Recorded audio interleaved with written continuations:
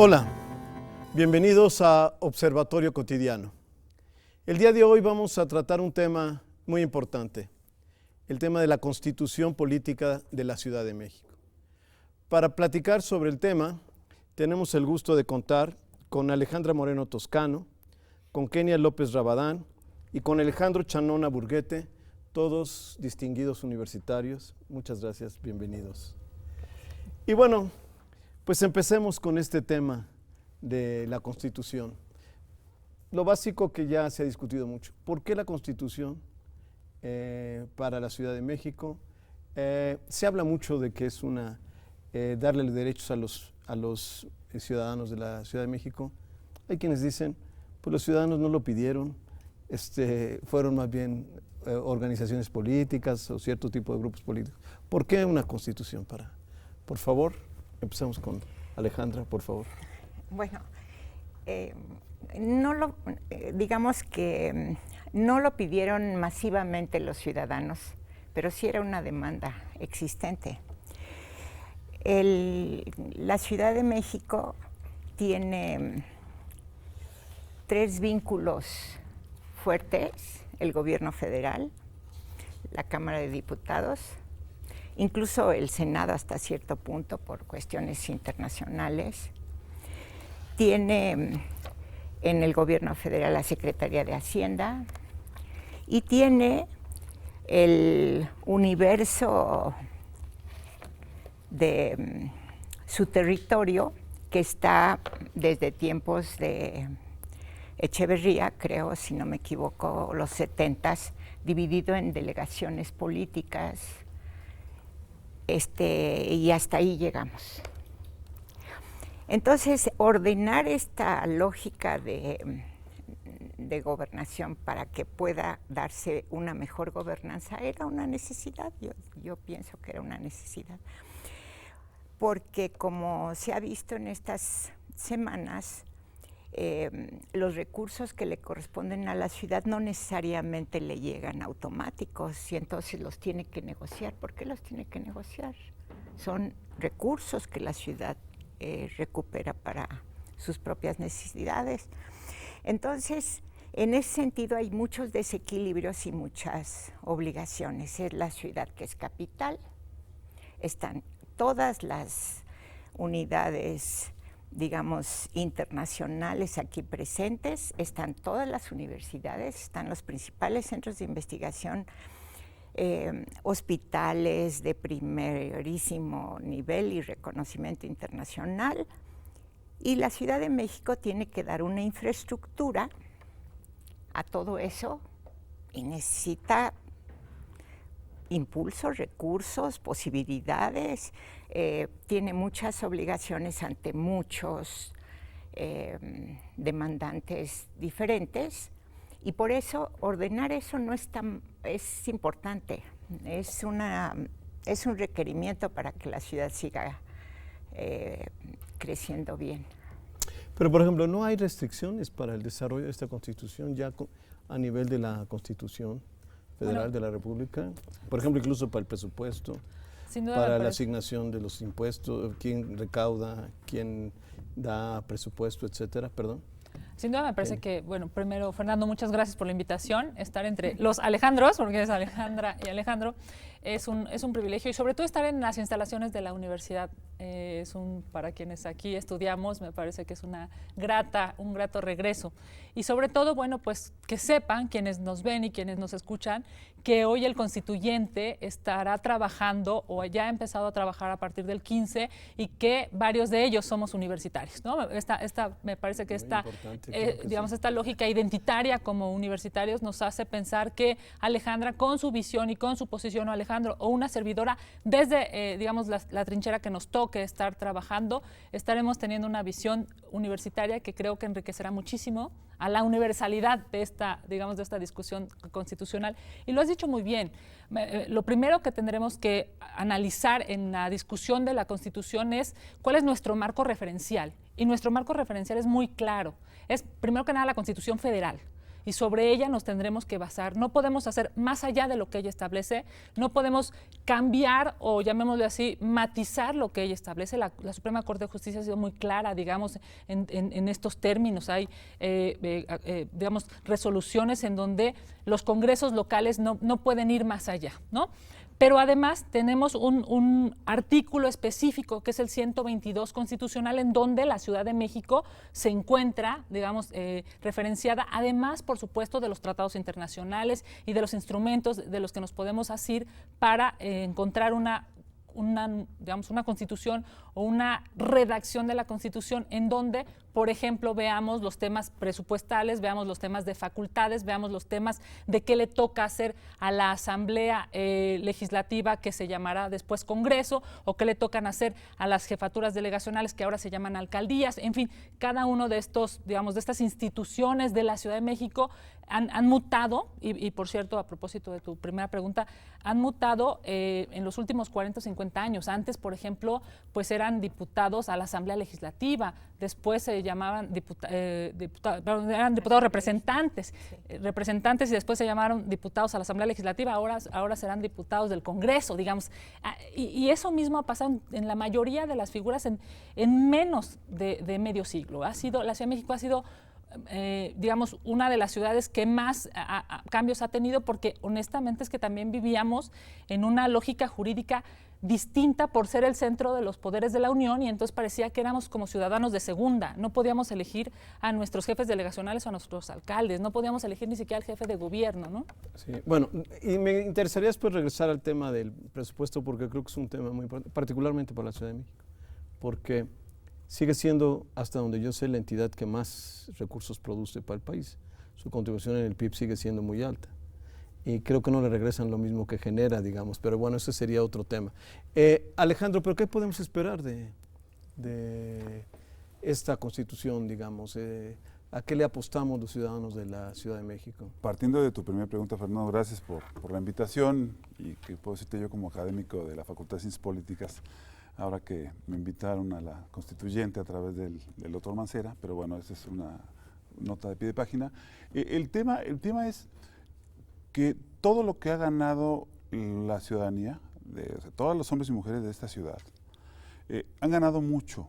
Es una sociedad progresista, de libertades, con una gran autonomía personal, pero en la parte de su soberanía, que es un debate que se va a dar, que no lo pierdan de vista, creo que no hay una capacidad de autodeterminación muy fuerte, ni en la parte administrativa que tiene que ver con los presupuestos, ni en la parte del ejercicio de sus derechos para la forma en que el poder se reproduce en la ciudad.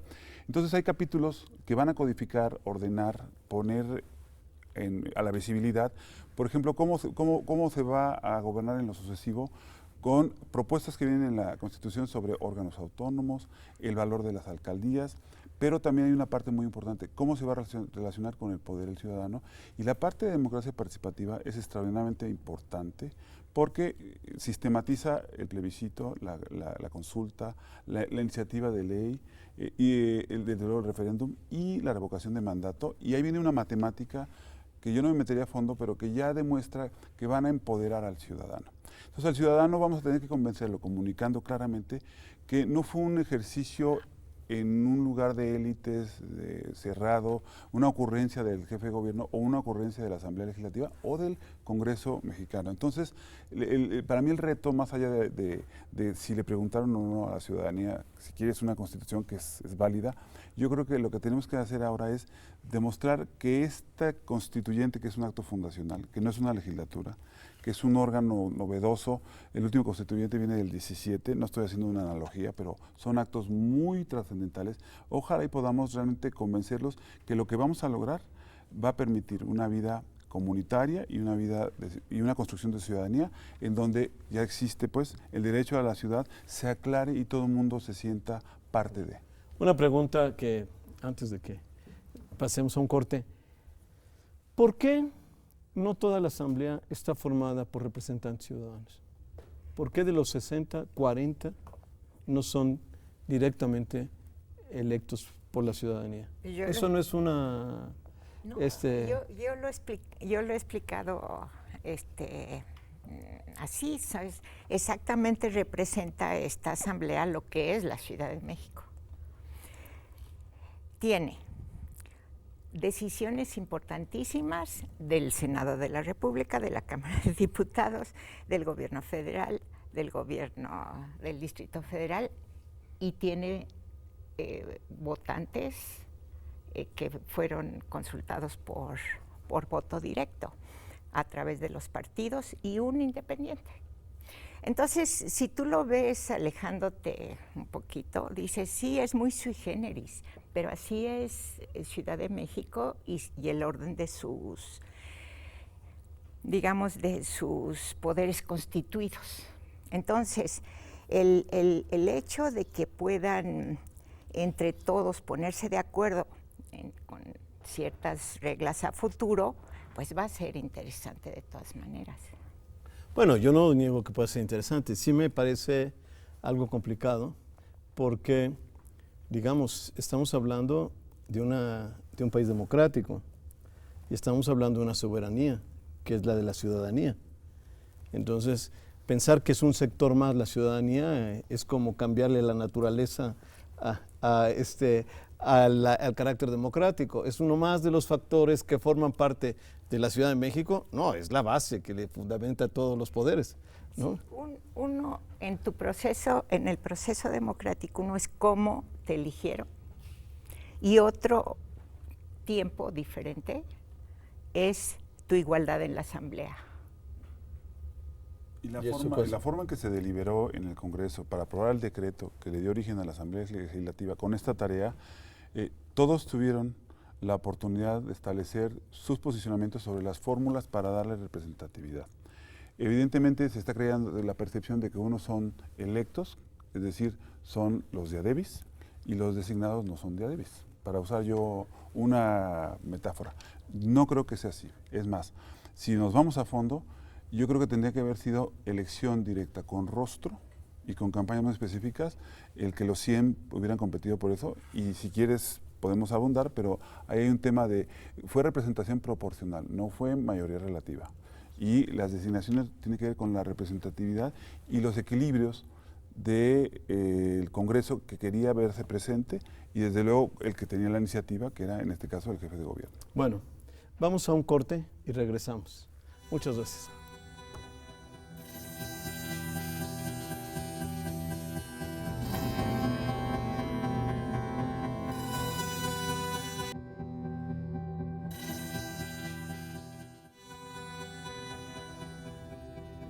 Bueno, regresamos. Bueno, ¿y cómo?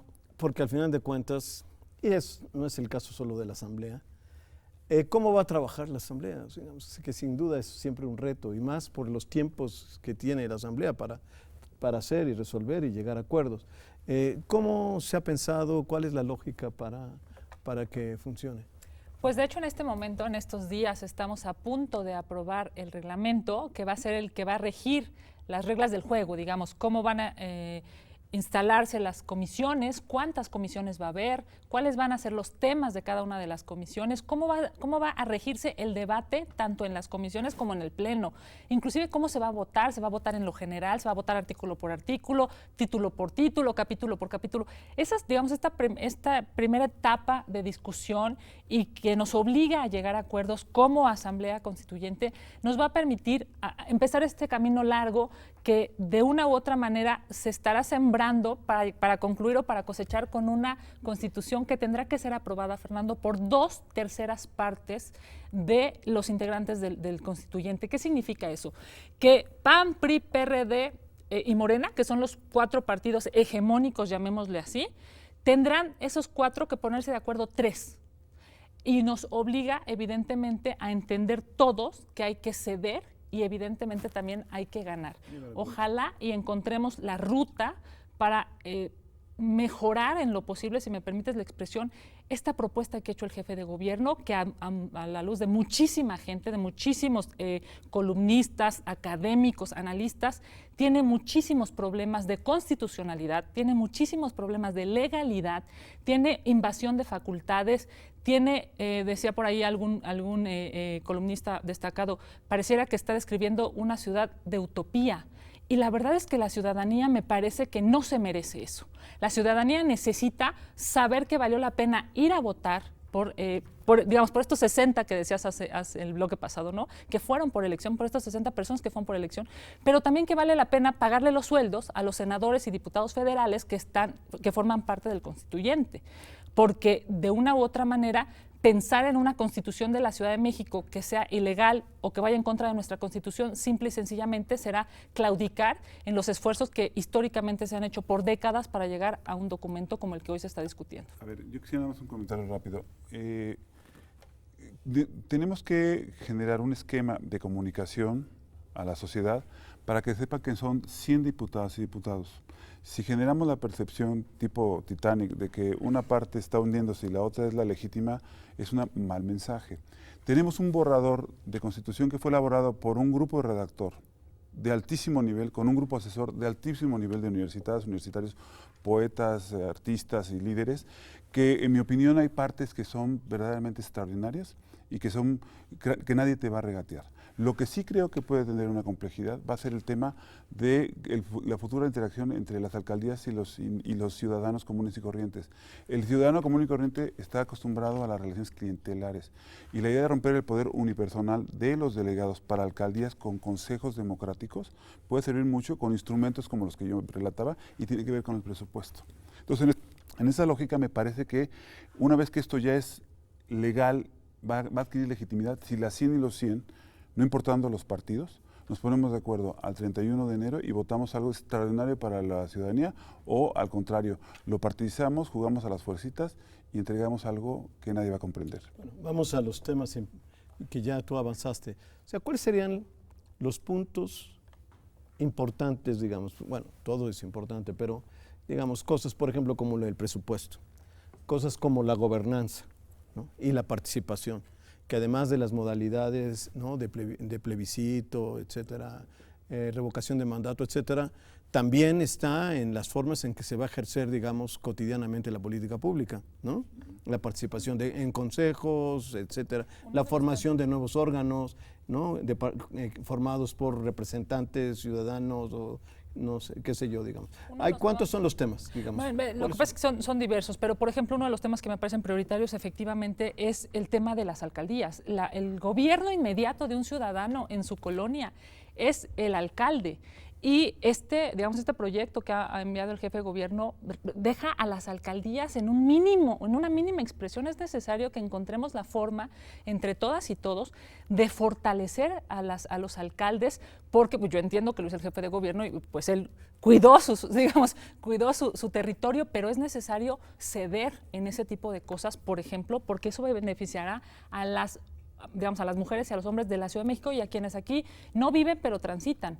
Al final, cuando tú tienes un problema en tu colonia que tiene que ver, además de con temas de seguridad que evidentemente están centralizados, pero con temas de servicios, de iluminación, de drenaje, todo ese tipo de cosas lo resuelven los alcaldes y este documento le está dando muy pocos dientes a los alcaldes para poder dar una respuesta inmediata. Yo creo que esas son de las cosas que tendremos que preocuparnos prioritariamente para modificar. Las cosas. Alejandra, otra cosa que creas que es muy importante. No, yo creo que una de las novedades son los alcaldes.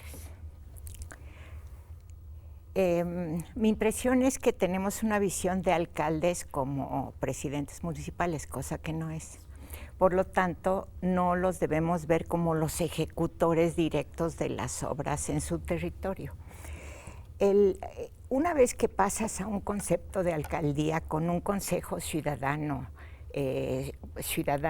también electo por principios de representación proporcional, lo que te vas a encontrar es que los partidos dominan, ¿no? Entonces, una propuesta que hemos estado escuchando y discutiendo de alguna manera es tener un espacio ciudadano sin partido. ¿Para qué? Precisamente para que el ciudadano común venga y diga, señor alcalde, yo tengo esta opinión, y no ¿Pero cómo podría ser eso? Sí, se puede. Porque lo que una hemos tenido en la regla- experiencia de la Ciudad de México, en estas representaciones vecinales, etc., es que son candidatos de partidos, pero que dicen que no son Que de están partidos, ¿no? respaldados por Y el partidos problema, financiados y el por problema partidos. más serio, yo debo decir que yo sí soy muy defensor de los partidos. Sé que voy en contra de la moda y de esta cosa que inventó no sé quién de la partidocracia, pero la verdad de las cosas es que hay de dos. Los partidos que organizan las fuerzas políticas dentro de los partidos y uno los ve, y los que organizan las fuerzas políticas también, y uno no los ve. Porque lograr ganar en ciertos niveles de gobierno siempre se requiere de poder, ¿no? Y entonces el problema es si son visibles y no son visibles. Yo eso lo vería peligroso, que de repente uno empiece a decir, vamos a ciudadanizar, y se vuelve un concepto retórico, porque en la práctica son los cacicazgos locales. Por ejemplo, yo vivo en Tlalpan, y allí arriba, ahí en el Ajusco, pues hay muchos líderes que acarrean, pero acarrean para todo.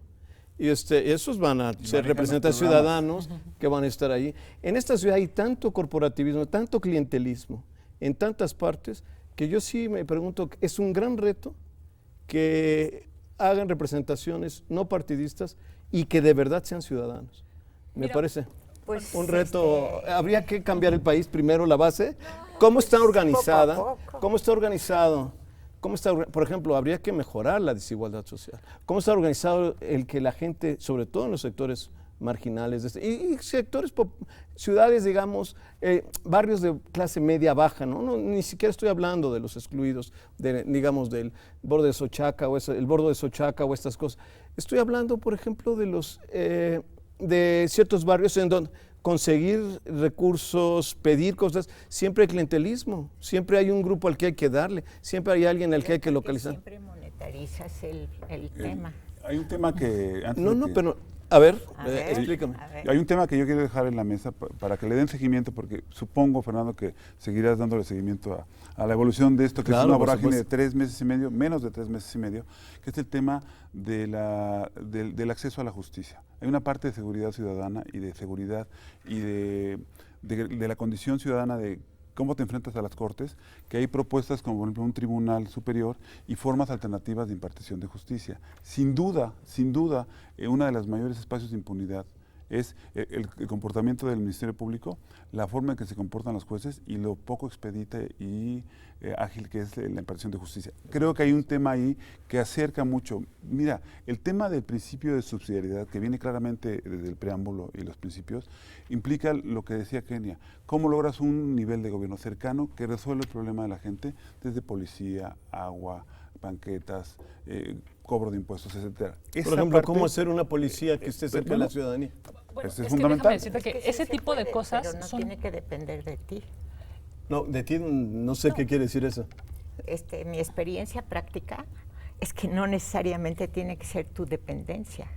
Es que tú tienes que tener la posibilidad de tener información, de tener una relación sólida con ellos, de saber por qué actuaron de tal manera o tal otra.